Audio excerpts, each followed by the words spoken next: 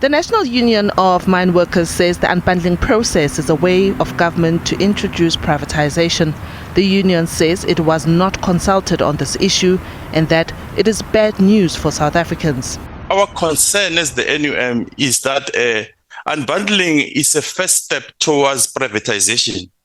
And as the NUM, we are against privatization because when you privatize, especially the energy system, you take the energy future of the country, you put it in private hands, and then the government, which is the one that is responsible, has got the primary responsibility to make sure that there's electricity in the country.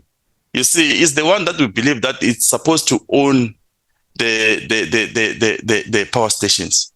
So unbundling to us, it does not. Cosatu agrees with NUM, saying unbundling of Eskom will not save the power utility from declining revenue, escalating debt, escalating primary energy costs, and a realistic plant maintenance program.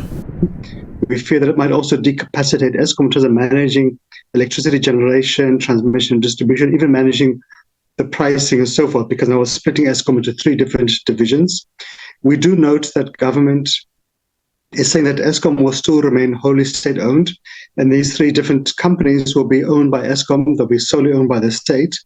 But we do fear that, looking at international experience, that this might just simply be the initial step towards it. Even if we accept government's assurances, Eskom is in a crisis not because it's one company.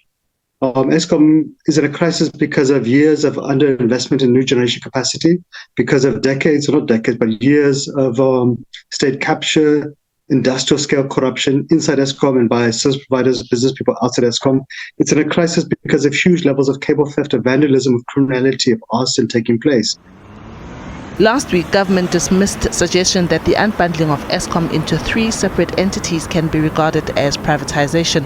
It says the plan is in line with the long-standing policy as well as a restructuring plan for the power utility. It says Eskom's current structure is no longer suitable to meet the country's energy needs. Diabo Seto, SABC News, Johannesburg.